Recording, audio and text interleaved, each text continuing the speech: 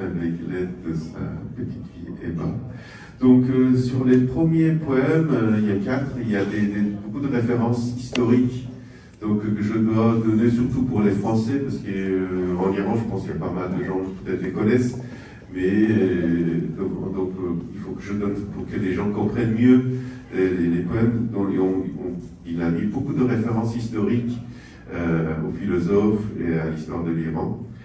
Donc pour le premier poème, il parle de Makkan.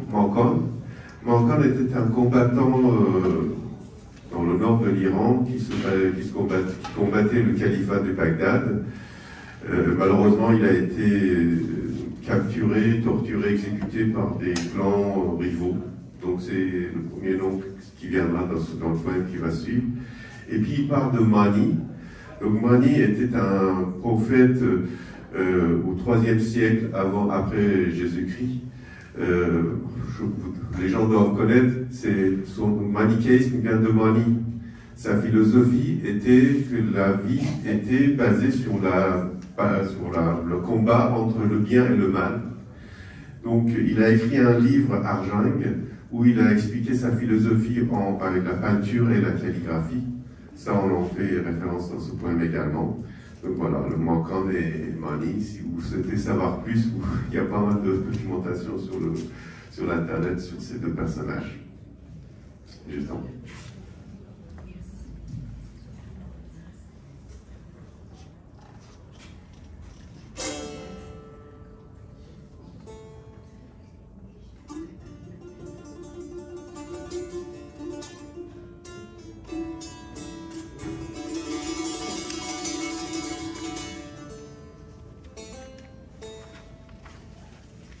La perfection n'est pas à la fin, et la fin n'est pas, car l'homme a un corps mortel et des jours immortels.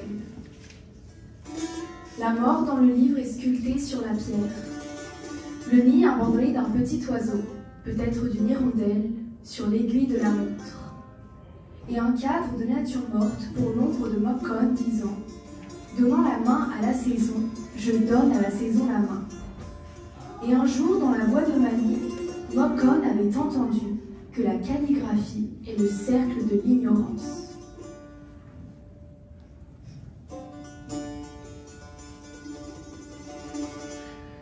کمال در آخر نیست و آخر نیست که انسان تنی مردنی دارد و روزهایی نمردنی. مرگ در کتاب را بر سنگ بتراشند، لانه متروک یک پرنده کوچک، شاید پرستی بر عقربه ساعت و آبی از طبیعت بیجان برای سایه ماکان که می گفت دست به فصل می دهم و فصل به دست. روزی در صدای مانی ماکان شنیده بود که خوشنویسی دایره جهل است.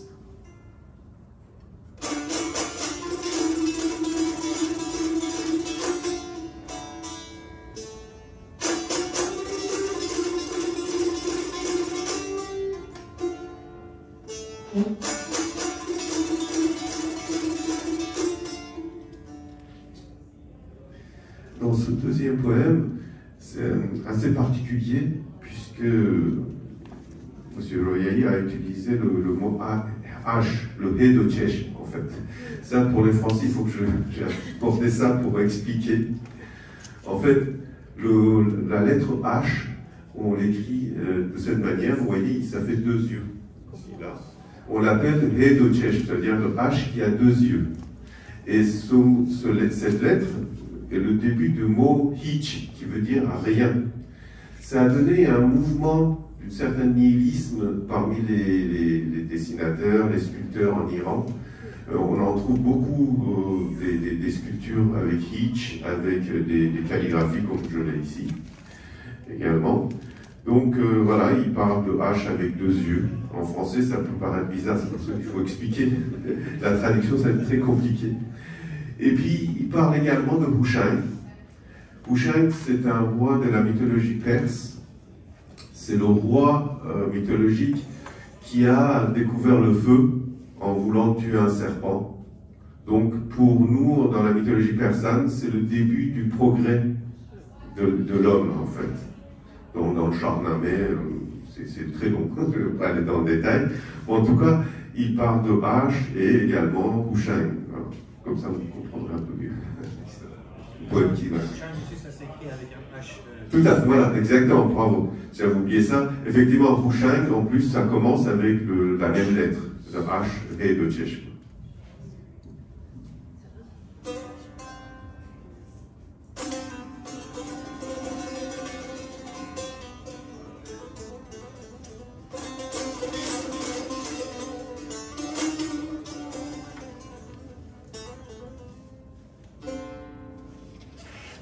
Je m'en vais et le monde demeure. Ni lui, ni moi, ni moi, ni lui. Contre moi la ténacité de son ciel, de toute part bleue, partout bleu. Qu'il grave, en haut de la pierre, le pied nu et le désert, et qu'il taille un peu plus bas, en calligraphie ornementale, quelques hamin hamin, ce même, de telle sorte que les regardent à grands yeux. Car pour Hushang, le désert était le début du monde, et le début du monde n'avait pas de direction, mais une direction vers sa propre direction qui fut commencement du cercle. Les objets à l'intérieur de la clôture, petites pipes, petits verres, cerceaux, sable.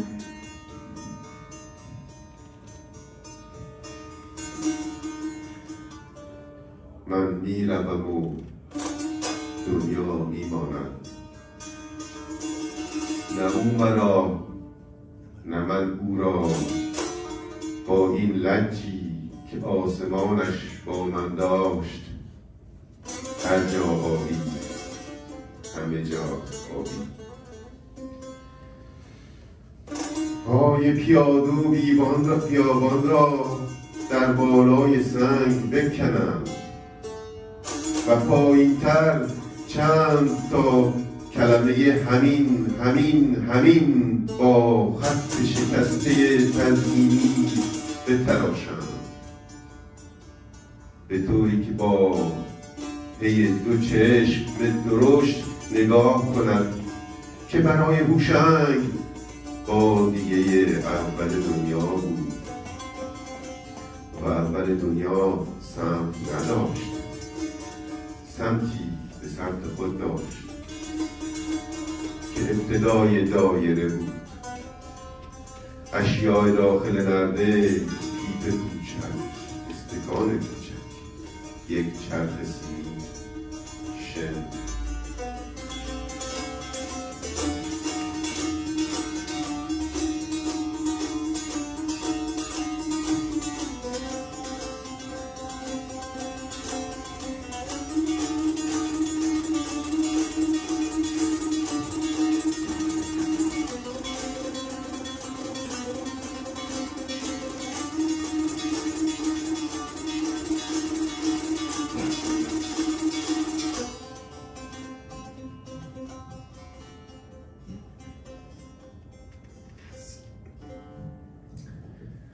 Dans le prochain poème, le poème nous parle de Hallaj.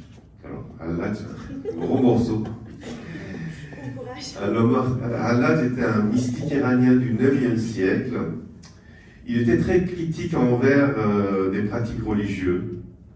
Il a fait des déclarations controversées, et surtout sa célèbre déclaration Ana al-Haq en arabe, qui veut dire je suis la vérité. Donc, bien entendu, il a été considéré comme blasphématoire. Et puis, il faisait également des tours de magie, dont l'un était de transformer le coton en fil. Je vous en parle parce que dans le poème, il en parle, donc c'est important. Et puis surtout, c'est important parce qu'il a été jugé pour l'hérésie, et ils ont trouvé ces tours de magie pour pouvoir le condamner à l'hérésie. Donc il a été torturé et exécuté devant tout le monde en 922. il est resté comme un symbole de résistance dans la tradition soufie. C'est un personnage très important de cette partie de l'histoire. Voilà.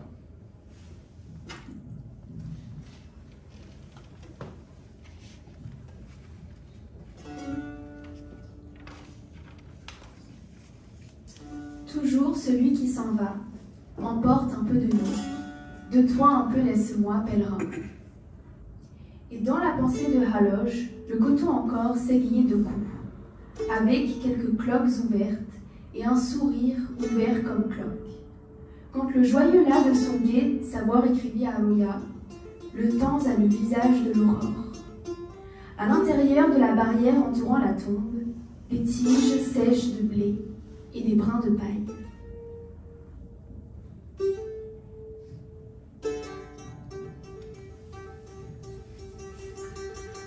همیشه آن که می رود کمی از ما را با خویش می برد کمی از خود را ظاهر با من بگذار در اندیشه حلاج هنوز پنبه شاد می شد از ضربه با چند تاول باز و لبخندی مثل تاول باز وقتی که شاد خسته از خرد شاد به رویا نوشت زمان شکل سپیدم دارد دل نرده دور گور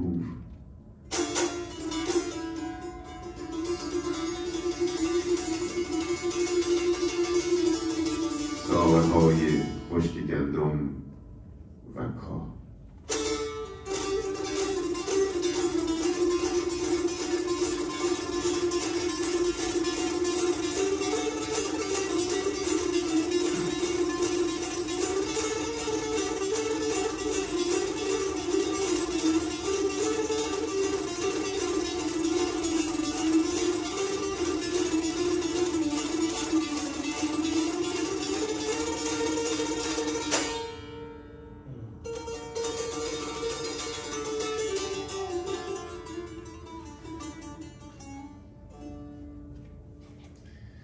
Dans le prochain poème, il parle de Zacharia, qui est le prophète que vous devez peut-être connaître, puisqu'il est connu pour les trois religions. Il a été dans le Torah, dans le Bible et dans le Coran. Donc c'était un protecteur de Mariam, et puis il a fait plusieurs pèlerinages, donc il est noté dans ce poème. Et il parle aussi de la ville de Sahrevar, mais je pense qu'il veut allusion à Shahabuddin Sahrawardi, puisque c'est un philosophe du XIIe siècle en Iran. Ce philosophe a marqué quand même l'histoire de la philosophie en Iran. Il a voulu intégrer à la sagesse persane la pensée grecque et islamique. Donc il a marqué plus que sa ville. En fait, la ville de Sahrawardi est connue plutôt surtout pour Shahabuddin Sahrawardi. Et je pense que dans ce poème, il a voulu parler de lui. Donc, c'était plutôt de le noter.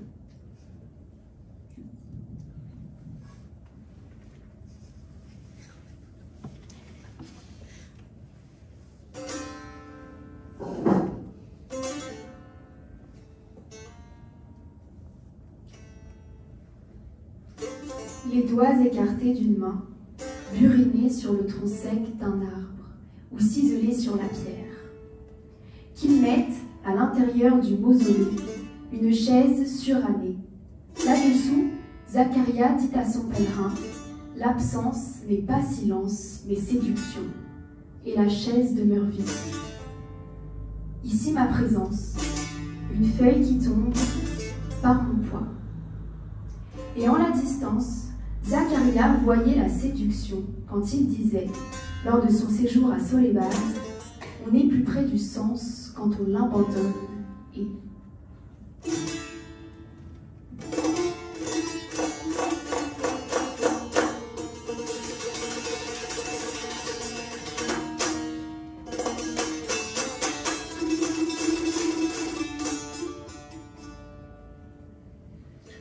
انگشت‌های پنجه یک دست نیمه باز بر تنه خشک یک درخت تراشیده یا بر سنگ کنده شود. درون مغربه یک صندلی کهنه بسیار قدیمی بگذارند. در زیر آن به ظاهر خود زکریا میگوید غیبت سکوت نیست، اغوا است و روی صندلی خالی میمانند. حضور من اینجا برگی است که از درخت با وزن من میافتد.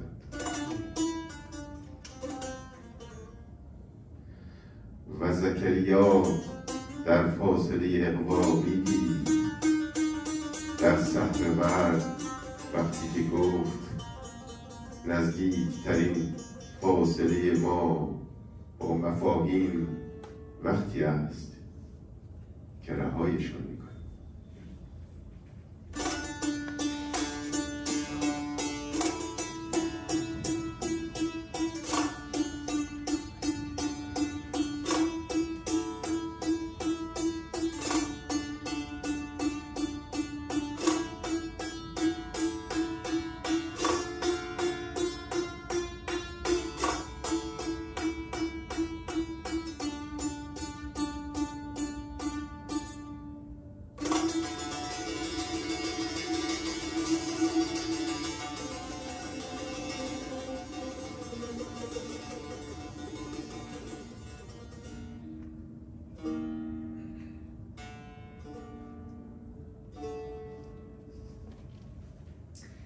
Ces textes sont ma nature. Ces textes sont la nature. Dans ma signature, il y a un oiseau qui chante chaque matin de façon étrange. Et moi, d'étrange façon, j'ai pris l'habitude, chaque matin, de me lever, d'ouvrir la fenêtre. À cet instant, de façon étrange, je veux établir une relation avec la nature. Et la nature, d'étrange façon, n'établit pas de relation avec moi. Je ferme la fenêtre, sans rancune, et sans forcer la nature à s'expliquer sur son comportement. Car, si je porte loin mon regard, je perds la nature qui se trouve à portée de main. Et la nature qui se trouve à portée de main n'est pas prête, quand l'oiseau chante, à s'éloigner davantage. Pas plus que le chant de l'oiseau n'est prêt à s'éloigner. Pour porter plus loin mon regard, j'efface le plus près. Et il ne me semble pas juste de sacrifier la nature de près à la nature de loin. Même si je ne le fais pas, pratiquement c'est la nature de loin qui est sacrifiée à la nature de près. Donc, je ne sais pas vraiment quoi faire. Je referme la fenêtre et l'oiseau reste seul, de façon étrange.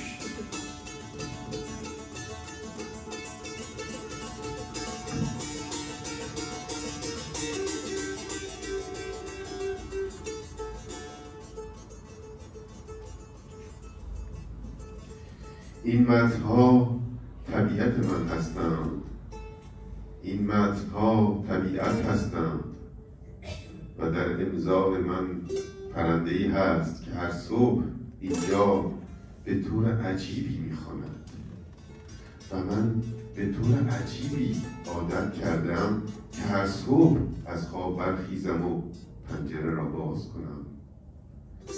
در این لحظه به طور عجیبی میخواهم با طبیعت ارتباط برقرار کنم و طبیعت از ارتباط با من به طور عجیبی برقرار نمی کند. پنجره را میبندم بدون آنکه مایوس شوم و بدون آنکه طبیعت را مجبور کنم برای این کارش دلیلی ارائه کند، چون به دو دست اگر نگاه کنم طبیعت دم دست را از دست میدهم و طبیعت در دست هم حاضر نیست در آواز پرنده دورتر از آنچه که هست برود و یا اصلا آواز پرنده او را دور دست کند. برای اینکه به دورتر نگاه کنم نزدیکتر را از میان برمی‌دارم و این به نظرم عادلانه نمی‌رسد که طبیعت نزدیک را فدای طبیعت دور کنم. گرچه این کار هم که نکنم در عمل طبیعت دور قربانی طبیعت نزدیک می شود، پس واقعا نمیدانم چه کنم. پنجره را میبندم و پرنده به طور عجیبی تنها میماند.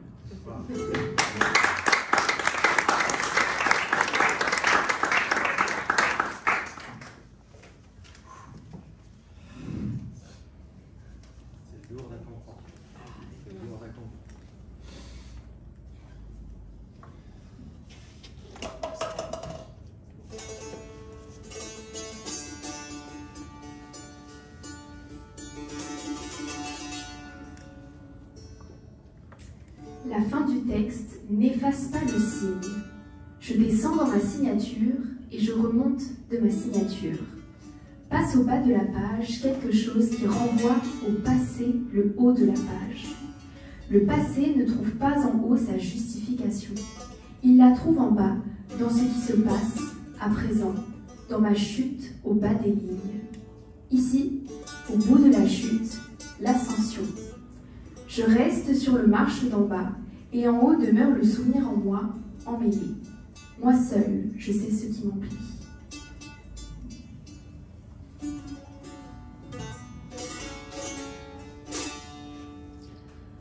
پایان متن محو علامت نیست. در امضایم پایین می آیم و از امضایم بالا می روم. پایین صفحه چیزی می گذرد که بالای صفحه را گذشته می کند. گذشته اعتبارش را از بالا نمی گیرد. در پایین از آنچه می گذرد حالا می گیرد. در سقوط من از سطر اینجا در آخر سقوط تعالی است. در پله های پایین می مانم و یاد بالا می ماند. در من در هم تنها منم که می دانم از چه پرم.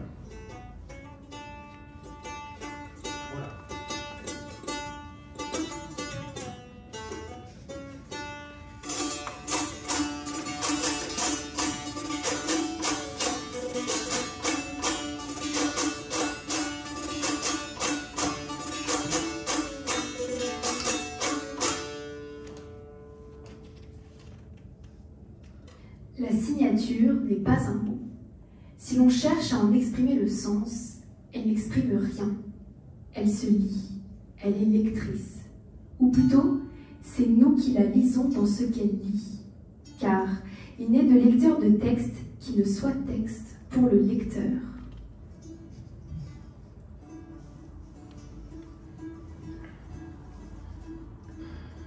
امضا کلمه نیست. معنای آن را اگر برسانی نمیرسد. خواننده می شود و خود خواننده است و با ما آن را در آنچه میخواند میخوانیم. چرا که هیچ خواننده متنی نیست که متنی برای خواننده نباشد.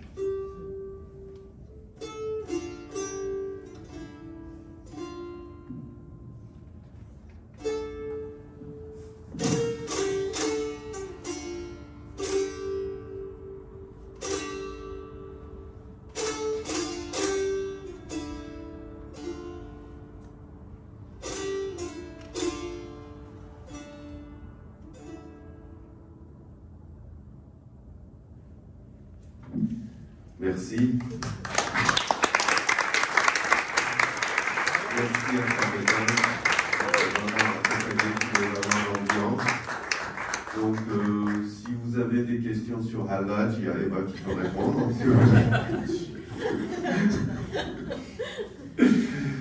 Si vous avez des questions, des remarques, n'hésitez pas. Oui, aussi. Enfin.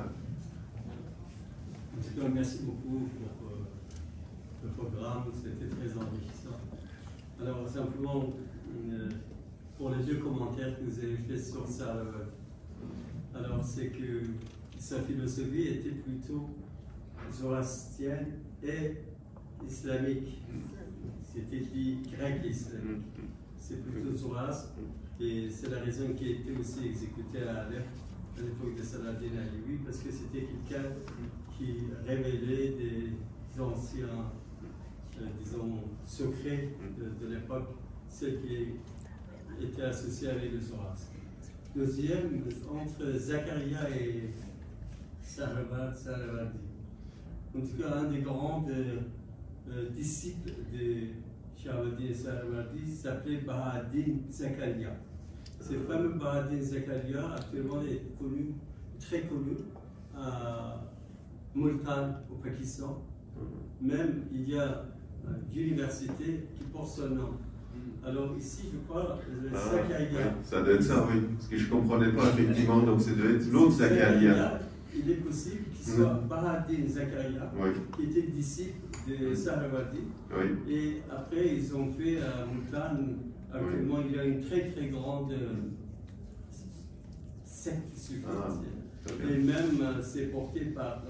C'est tellement grand que le nom de l'université s'appelle Baha'u'ddin Zakaria. Merci beaucoup. En fait, c'est le docteur Michaï tout à l'heure, quand j'ai parlé. Mais pour les gens qui ne connaissent pas. La question, ce sera mieux que je la pose. Allez, bien sûr, tout à fait. Oui. Sorrevat, c'est le nom d'une ville, un village. Sorrevat, c'est le nom Oui. d'une ville ou. Oui. Oui. C'est là où il est né, en fait. À Saint-Jean. À Saint-Jean. En fait, tous les points communs de tous ces personnages, c'est les gens qui ont été exécutés. C'était des personnes qui voulaient changer la philosophie, ils ont été exécutés pour leur façon de penser, en fait. Et à propos de Hallaj, je crois que, comme vous avez dit, il a dit que je mène à l'Hara à la fin. Comme Hara, alors, c'est un autre nom de Dieu, en arabe aussi, hein. Et qu'en persan, on dit Khoda, Bekhoda. J'aimerais bien un peu peut-être souligner là-dessus. Je suis le Dieu. Parce que c'était une phrase complètement blasphémique devant tous ces gens. Et c'est la base de l'utiliser en Iran. Tout est en notre responsabilité parce que justement, ça vient de philosophie zoroastrienne qui est en fait une philosophie existentialiste. Ça, c'est important. Nous créons. Nous sommes les responsables. Tout à fait. Et Khoda, c'est revenir à soi-même. Pour les Français qui ne connaissent pas, Khod, ça veut dire soi, et Khoda, revenir à soi-même. À l'intérieur, voilà, d'où vient le sens de responsabilité. Reviens, réveille-toi. Le Dieu. Oui. À propos de. Zoroastrien, oui. Ça date de l'époque mésopotamienne? Oui, disons, combien de siècles avant Jésus-Christ c'était 3700 ans. C'était avant Jésus-Christ, Zoroastre, ou après, en fait, je sais plus exactement. Avant, bien avant. Bien avant, oui. 7 siècles avant. 7 siècles avant Jésus-Christ.